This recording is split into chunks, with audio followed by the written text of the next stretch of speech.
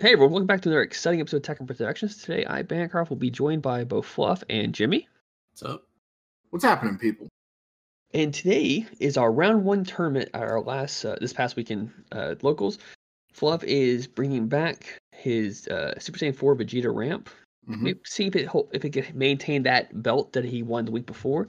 While Jimmy is piloting the new Dark Broly deck. Now, real quick, if you all want to see the profile for Dark Broly, it won't be out tomorrow because we have another duel with Jimmy tomorrow with this deck, but it'll be out the following day. So check it out 2 days from now. And I will get the new version of Vegeta recorded probably for next week. Probably won't be this week. Yeah, for sure next week because we're gonna finish up this week with the Dark Broly profile. We've already done the Majin Vegeta profile. We got the Broly swap coming out the same day as Dark Broly's profile. And then we got the new yellow deck, which is the Gohan and Icarus. I don't care what they call it. It's Icarus. And what else are we missing? Is that all the decks? Both greens, both reds. Someone's got to do. Broly's coming at the same day. Dark okay. Dark Broly. So red Broly's coming at the same day. Dark Broly's coming out. So yeah, I think that's everything aside from Sin Shenron, if we count that. Well, I think Shenron and anything that's been adjusted will become from that point on. But we're getting sidetracked because we have a duel going on. And yes. Jimmy, you've played the Toa to bring you the red ball, which starts your whole engine for your deck. You guys, take it away. Yeah, so Dark Broly is a very combo-heavy deck. So being able to get Toa out early, get the ball into my hand, and then have an option to recur the ball. Because I know all Fluff could really do was bounce the card back to my hand, so I wasn't too worried about putting it on field. Yeah. So that was a great turn one for me. Set up. It does suck that I had to charge my Bardock early on because that's a great finisher. But I got a one-drop Broly in the drop area to play, so I'm pretty well set up going into my second turn. I was a little unsettled against this matchup. I fare much better, and I feel like most people can relate to this, but I fare a little bit better when I know what to expect or what to prepare for. But I have been like trying to wrap my mind around what Dark Broly does. And I've talked down on this deck a lot. Like, it's garbage. I don't think it's as good as everyone says it is. And Jimmy assured me that the deck is really, really good. I usually tend to listen to him when he says stuff because he's a good player. So I was worried. I was like, oh my God, like something is going to happen that I'm just not prepared for. And I'm just going to lose.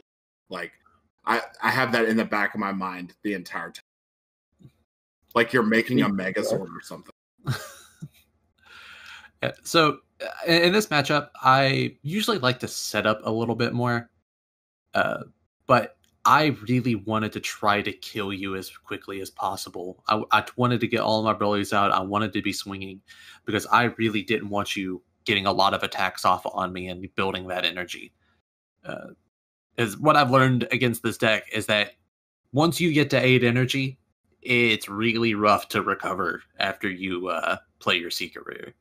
Oh, it's so hard. So my goal was to kill you before you could get close to that point. Really, Vegeta, once it gets up to 6 energy, it kind of almost becomes unbeatable. Like, there's just so much to overcome and so much to work through once you get to that point. So I got to put Capital and Yana on board. Capital, when you switch him to rest mode, you switch a Yana to rest mode as well. Give a Dark Oryx critical. I'm getting good at calling them by the wrong names now. I was really struggling with that in the profile.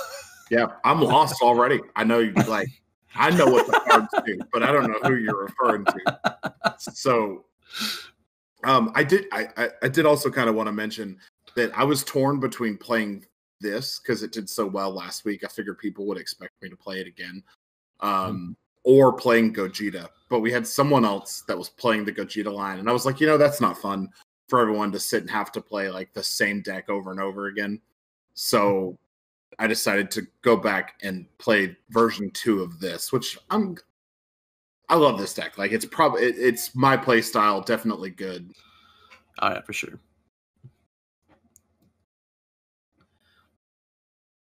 I think here I'm just trying to get a unison set up I think, is it this match? I can't remember. One of my matches, like, I didn't get to awaken until it was like turn 6 or something like that. Like, it was legitimately like turn 6 before I awakened. Like, I had like 8 energy and was still on the front side.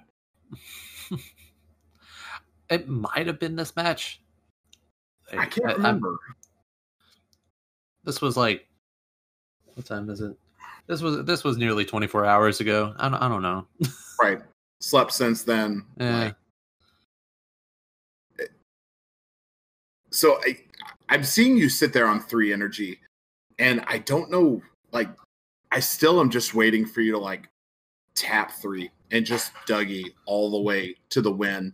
But like, I'm confident I've got, I'm still at like 6 or 7 life at this point. So I know it's not going anywhere. But real quick, would you like to go over that energy card? The energy card? Yeah, the card that you just played. No, Fluff, your energy card. And the card in your drop as well. Oh yeah. So I went over it in, what did I go over it? I thought I talked about it somewhere. But basically, someone had made the suggestion that in this deck I should run the 5-drop Janemba from Draft Box 1 and the 4-drop from Anniversary Box 20 Janemba. So I had been kind of testing it out, and I was really attracted to the idea of paying 1 for the 5-drop, then paying 2 to route the 4-drop, get to restand 3 energy and draw a card. Well, it turns out you can't do that. There's no actual way, because the Draft Box Janemba plays a 5-drop from hand. It's not 5 or less. So those did come out. If any of them are relevant at all in this game, it's going to be the 5-drop. I think I play a 5-drop once on you, maybe. So, but I know I don't do the combo in this. So, just wanted to get out there that we did recognize that and whatnot. Yeah. So I ended up putting in a couple more like control techie options that just give me a couple more options towards finishing the game and controlling the field in my favor.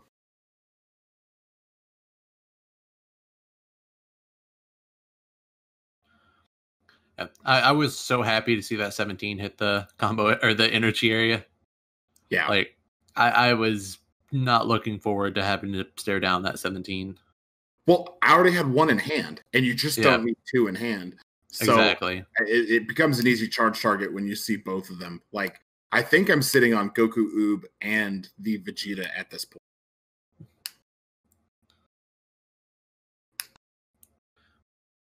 So I also had in my head that Trunks is a blocker. I don't know why, but when you swung with it, I was like, oh, he's up to something. Like, why is he swinging with his blocker? I thought that card had something else as well. Like, if you pay attention, I think I picked that card up and read it a time or two. I'm like, doesn't this card do something else when it's on the field? The short answer to that is no. No, it doesn't. It's just a 15,000. Yeah. There comes a Booney. Yep, I gotta walk and get tokens because I'm kind of scrubby and don't keep tokens on me. Maybe you don't share the Obama tokens or the old Mortal Kombat tokens on you like Jimmy does. No, I always keep them on me. I keep both sets. I keep my Super Mario Bros. The movie tokens as well. That's the other one. Okay. I think I'm gonna go dig out my old like Shadowless Charizards from Set 1 Pokemon and just use them as derogatory Abuni tokens. It just make people cry. I don't really have Shadowless Charizards, by the way, but that'd be hilarious if you did, though. It would be great. So again, Darkness Blastinger coming in so clutch in these blue matchups and these wide aggro matchups.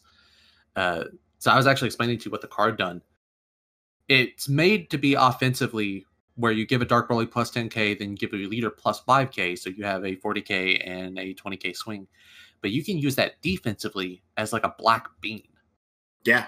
which has been fantastic. That is really essentially what it did here. Like, I didn't want to invest into the token swings. I didn't want to lose the tokens in case I needed to combo them off for something. So it essentially just stopped me from continuing the pressure. So, like, it is really good. Yeah. That card has been fantastic in the deck so far. And I think I only run 3 of them because at first I was not really into it, but I'm probably going to bump that up to 4. Everything that I've seen, people are running those in the sideboard. They're not even maining it. Like, right, they're using it as a side tech option, I guess, against aggro, like a defensive aggro tool. Yeah. But I completely get the desire to do that.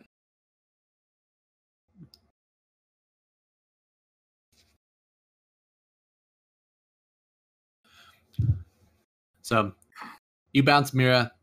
That was one of the most devastating things you can do to me. I was expecting it to be bounced, but it still hurt really, really bad when it happened. I just want to, like, real talk street knowledge for all my G's out there. If you can counterplay a Mira, do it. It doesn't matter what Mira. Mira is bad news. Like, 1 Mira leads to 2 Miras, leads to 3 Miras, leads to you just having a terrible time. Like, don't let Miras stick. Like, get rid of them ASAP. It's just a general rule of thumb. If someone plays a Mira, get rid of it. Yeah, because I was really wanting to go into my 6-drop because I could have easily cleared your board with the 6-drop. And again, all you could really do is bounce it to my hand, which sucks because, I don't get to use its activate battle. But, I wasn't worrying about losing the card. Yeah. And I can pretty much just wipe my own field and not feel too bad about it because I invested so little to get it out there. That to me was the real strength of this Brawly build. Yeah. Like, it's such a low energy investment. So, like, I think on this turn, I do end up, like, I think I swing, and then I end up -5ing the Zeno to blow up the field just to get rid of, because, like, I think I already had to eat 1 crit from that Brawly, so I don't want to take any more of those. Like, my hand's not the biggest in the world right now. I want to take as much advantage as I can from that fact. But you are pretty much going to be able to just get it all back. Yeah, like the 1-drop Broly, just being able to play him from the drop alone makes this deck so consistent. It's just a thing of drawing it from your deck, but once you see it, once it's face up, like it's really hard to get rid of. Unless your opponent has a way of removing a card from the game or putting it back into the deck, which some do, like Zeno shuffles back into the deck, which is rough. But I still had a lot in my drop area. Yeah, and that's, like, I think you start to kind of realize here that I'm probably going to blow up the field. Yeah. So you started using your leader's ability, and I'm like, wait, what? I was like, that has 5, because I think I even said, I was like, that has 0 combo, and you're like, yeah, but yeah, I think you were like, oh yeah, keep in mind that's 0 combo power, and I was like, yeah, I know, it's okay. You're like, yeah, it's cool, it's all good. Yeah. You -5 on Zeno, but I'm still participating in that mindset. That, like, I don't know what you have coming. You're sitting at 4. 5 to 6 is a really devastating turn for Black. Like, you could drop the Demigraw Secret Rare. You could drop the Fu Shrouded in Mystery and just turn off effects for essentially, for game. And I just don't know what's coming. So I'm trying to limit what you have as much as possible and do as much denial as I can.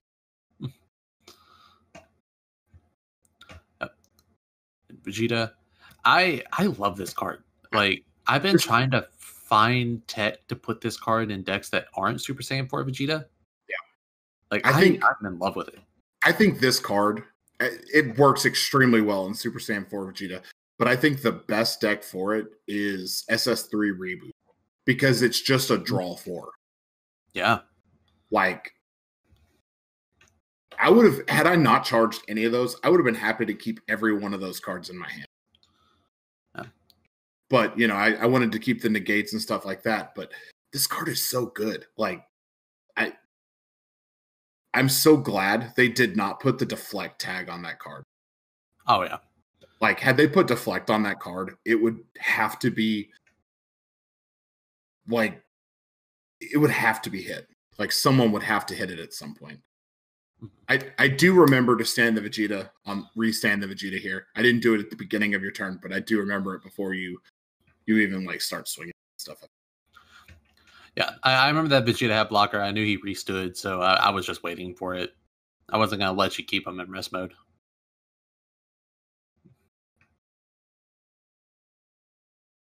So again, I can so easily recur. Yeah, there it was. I think I actually end up warping him right after you do it. Yeah, you yeah, 100% do. I was like, I know it doesn't even matter, like, but he gets to stand back up. Whatever. So I think you get to see it's like you cleared my board last turn, and I just build it right back up for essentially, I think, 2 energy. Yeah, it took you nothing. And I think you still maintain some defensive capabilities because I'm pretty sure you don't tap out this turn. And you put 2 30,000s with pretty relevant effects on the field. Yeah, so I actually spent 3 energy to get the ball from my deck from Toa. And that allows me to pitch my 1-drop Broly and pull out another Dark Broly. I don't remember which one I grab. I think I grabbed the one that hits your hand. If I think correctly.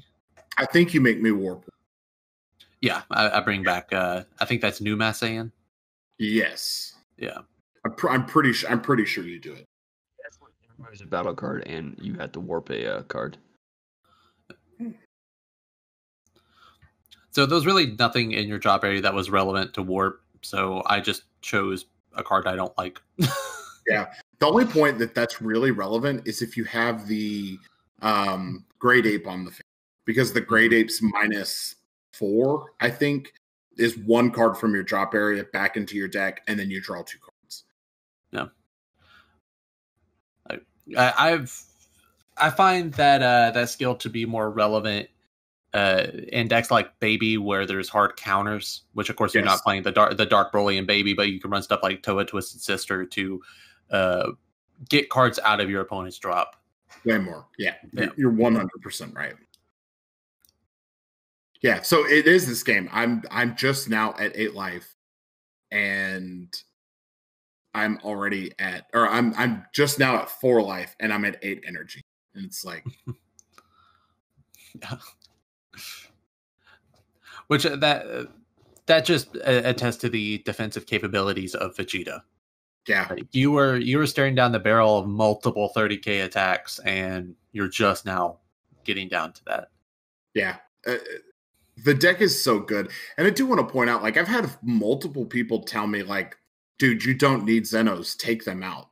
But Zeno has saved and preserved the game state so often for me.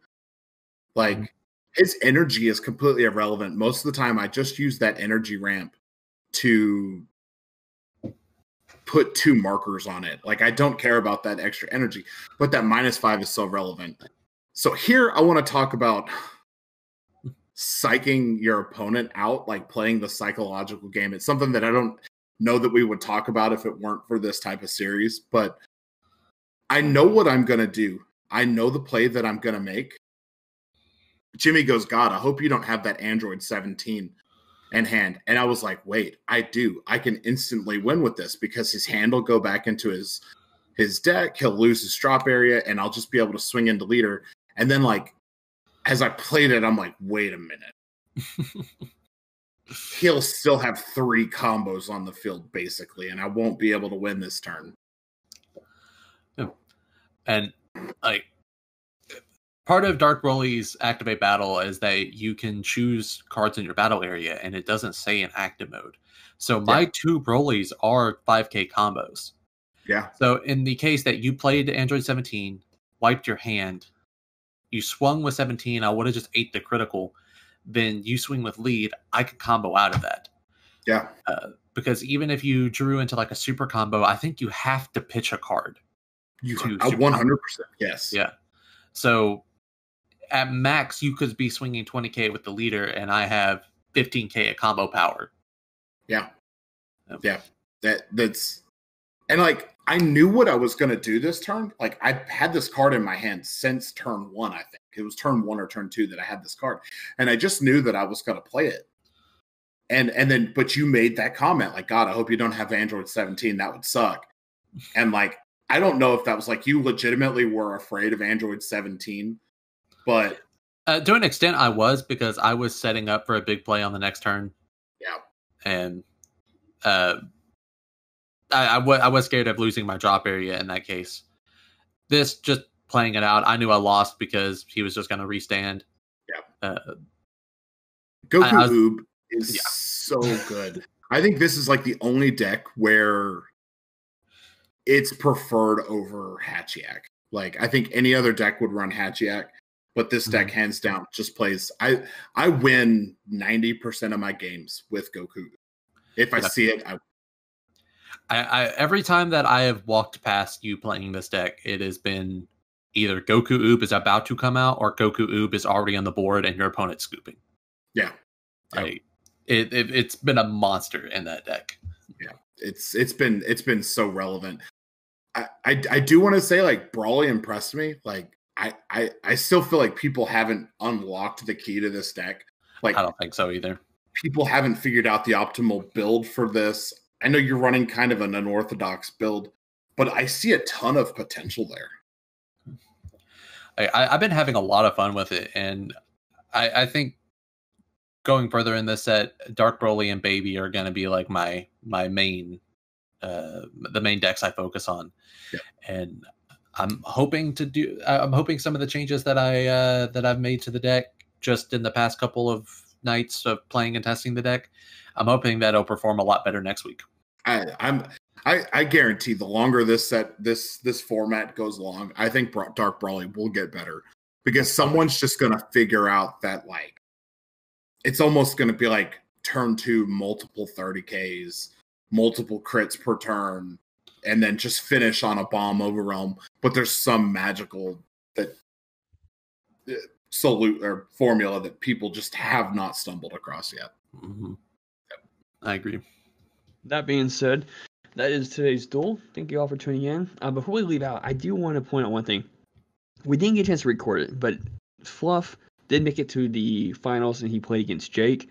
And if I recall correctly, I just want to point out, you played Senzu Bean 3 times. Oh, this is the most disrespectful thing I think I've ever done at a Dragon Ball table. But continue. You swung with a battle card. I think you swung, right? No. It was on my Jake's turn. On my turn, I tapped 8 energy on a Zeno. Yeah. To put like 8 counters. No, I tapped 6, and then I +2 to put it at 8. And then during his turn, I think I Ready to Rumble, and then I comboed Ready to Rumble against one of his swings. And I played 3 Senzu Beans, but Jake was playing something real big, and he was like, it still dies. I was like, oh no, I get it. I didn't put the Senzu Beans on him. I put it on Zeno to make Zeno 24,000. So you can't take markers off of Zeno without comboing out hard on your hand. Which was like probably one of the best plays I've seen in a while. But that is today's video. Thank you all for tuning in. Like always, subscribe, like, and comment, and hit that bell to let you all know when we drop more content, which is practically every day now. And that being said, Jimmy, any final words? I'd just like to thank our sponsors, the Baby Gap. If you need baby clothes, hit them up. They got Hang on, denim. Are you getting they got khakis. They got like those weird like striped ugly shirts with the collar on them. I'm not seeing any of this money. Wait, Bancroft. Remember, if it burns when you pee, it's probably the clap. Bancroft, you're not getting Baby Gap money? I am not. So why don't you lead us out of here and we'll talk about this afterwards. Yeah, as always, read your cards, know your plays, spend your baby got money, and like always, fluff out.